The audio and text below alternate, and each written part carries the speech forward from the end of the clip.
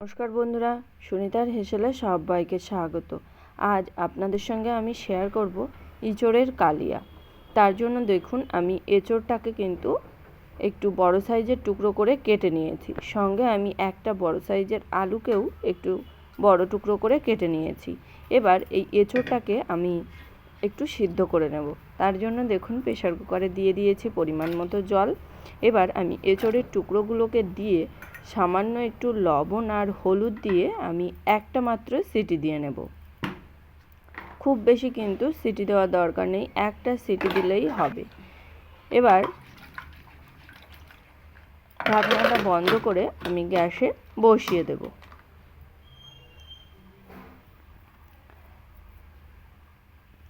এবার আমি একটা কড়াই নিয়ে নিয়েছি। কড়াইতে দিয়ে দেব 1 টেবিল চামচ পরিমাণে তেল। তেলের মধ্যে দিয়ে দেব কয়েক কোয়া রসুন। বেশি রসুন দেব না, এখানে আমি 4 থেকে 5 কোয়া মতন রসুন দিয়েছি পরিমাণ মতো একটু আদা, আর দিয়ে দেব ছোট একটা সাইজের পেঁয়াজ। সমস্ত কিছু খুব ভালো করে একটু তেলের সঙ্গে নেড়ে নেব। আজ একটু অন্যরকমভাবেই এঁচড়ের কালিয়া রান্না করে আপনাদেরকে দেখাবো। এবার দেখুন দিয়ে দিয়েছি স্বাদ অনুযায়ী কাঁচা লঙ্কা, 1 চামচ গোটা জিরে। এবার সমস্ত কিছু কিন্তু খুব ভালো করে আবারও একটু ভেজে নেব। কয়েক সেকেন্ড একটু ভেজে নিয়েছি। এবার এর মধ্যে দিয়ে দেব কয়েকটা কাজু বাদাম। এখানে আমি 4টে মতো কাজু বাদাম দিয়েছি। এবার সমস্ত কিছু কিন্তু খুব ভালো করে আবারও মিশিয়ে নিয়েছি। দিয়ে দিয়েছি এখানে গোটা গরম মশলা। গোটা গরম মশলার মধ্যে ছিল লবঙ্গ, এলাচ আর দারুচিনি। খুব ভালো করে সমস্ত কিছু একটু ভেজে নেব। সবার শেষে আমি এখানে দিয়ে দেব 1 চামচ ধনে গুঁড়ো। এখানে আমার গোটা ধনেটা অ্যাভেলেবেল ছিল না, সেই কারণে এখানে আমি পাউডার ধনেটাই ব্যবহার করেছি। সমস্ত কিছু দেখুন আমার কিন্তু খুব ভালো করে ভাজা হয়ে গেছে। এবার গ্যাসের আঁচটাকে অফ করে এটা ঠান্ডা হয়ে গেলে আমি একটা পেস্ট তৈরি করে নেব। দেখুন ওদিকে মশলাটা কিন্তু আমি পেস্ট তৈরি করে নিয়েছি। এবার কড়াইতে দিয়ে দিয়েছি পরিমাণ মতো সর্ষের তেল। দিয়ে দেব 1/2 চামচ পরিমাণে ঘি। খুব ভালো করে তেল আর ঘিটা গরম হয়ে গেলে ওর মধ্যে দিয়ে দেব টুকরো করে রাখা আলুর টুকরোগুলো।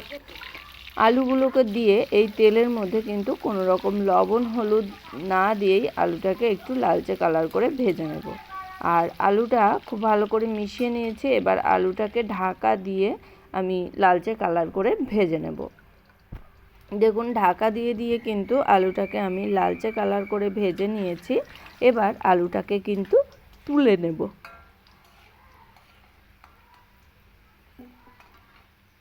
দেখুন আলুটাকে কিন্তু তুলে নিয়েছি। এবার ওই একই তেলের মধ্যে দিয়ে দেব সামান্য একটু গোটা জিরে ফোড়ন, দিয়ে দেব শুকনো লঙ্কা, তেজপাতা। ফোড়নটা ভালো করে ভাজা হয়ে গেলে এর মধ্যে দিয়ে দেব তৈরি করে রাখা মশলা। যে মশলাটা আমি তৈরি করে রেখেছিলাম সেই মশলাটা এখানে দিয়ে দিয়েছি। এখানে কিন্তু আর কোনো মশলার প্রয়োজন পড়বে না। আমরা এই রকমভাবেই আজ এঁচড়ের কালিয়াটা তৈরি করে দেখাবো। খুব ভালো করে তেলের সঙ্গে একটু মিশিয়ে নিয়েছি। নেওয়ার পরে এখানে দিয়ে দিয়েছি সামান্য একটু জল, মশলাটাকে আরও খুব ভালো করে কষিয়ে নেওয়ার জন্য। দেখুন মশলাটাকে কিন্তু খুব ভালো করে জলের সঙ্গে একটু মিশিয়ে নিয়েছি। দিয়ে দেব এবার এখানে স্বাদ অনুযায়ী লবণ, দিয়ে দেব পরিমাণ মতো হলুদ গুঁড়ো, আর দিয়ে দেব সামান্য একটু কাশ্মীরি লঙ্কার গুঁড়ো। সমস্ত কিছু কিন্তু খুব ভালো করে আবারও মিশিয়ে নিয়ে কয়েক সেকেন্ড একটু নেড়ে নেব। দেখুন আমি মশলাটাকে কিন্তু খুব ভালো করে একটু মিশিয়ে নিয়েছি। এবার এর মধ্যে দিয়ে দেব আমি কয়েক দানা চিনি। এরকম কষানোর সময় চিনি দিলে তরকারির কালারটা কিন্তু খুব ভালো আসে। সেই কারণে এখানে আমি আর টেস্টটাও ব্যালেন্স করার জন্য এখানে সামান্য কয়েক দানা আমি চিনি ব্যবহার করেছি। খুব ভালো করে মশলাটাকে কিন্তু বেশ হাতে সময় নিয়ে খুব ভালো করে কষিয়ে নিয়েছি। এবার এর মধ্যে সেদ্ধ করে রাখা ইঁচড় আর ভেজে রাখা আলুগুলোকে দিয়ে দিয়েছি। এবার এই মশলার সঙ্গে সেদ্ধ করে রাখা এঁচড় আর আলুটাকে কিন্তু খুব ভালো করে কষিয়ে নেব। মিনিমাম 4 থেকে 5 মিনিট লো আঁচে মশলাটার সঙ্গে কিন্তু খুব ভালো করে একটু কষিয়ে নেব।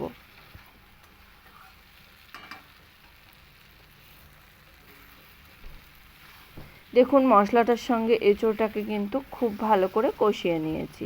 এবার এর মধ্যে দিয়ে দেব পরিমাণ মতো জল।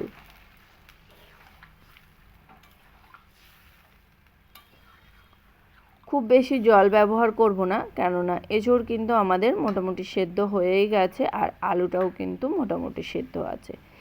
খুব ভালো করে মিশিয়ে নিয়ে ঢাকা দিয়ে রান্না করে নেব আলুটা সুসিদ্ধ হওয়া পর্যন্ত। দেখুন এখানে আমার এঁচোড়ের কালিয়া কিন্তু একদম তৈরি হয়ে গেছে। আলুও কিন্তু খুব ভালো করেই সেদ্ধ হয়ে গেছে। খুব ভালো করে একটু মিশিয়ে নিয়েছি। মিশিয়ে নিয়ে এখানে আমি দিয়ে দেব এবার সামান্য একটু গরম মশলা গুঁড়ো। সামান্য একটু গরম মশলা গুঁড়ো দিয়েই মিশিয়ে নিয়ে আমি কিন্তু এখানে ঢাকা দিয়ে রেখে দেবো যতক্ষণ না সার্ভ করব ততক্ষণ পর্যন্ত।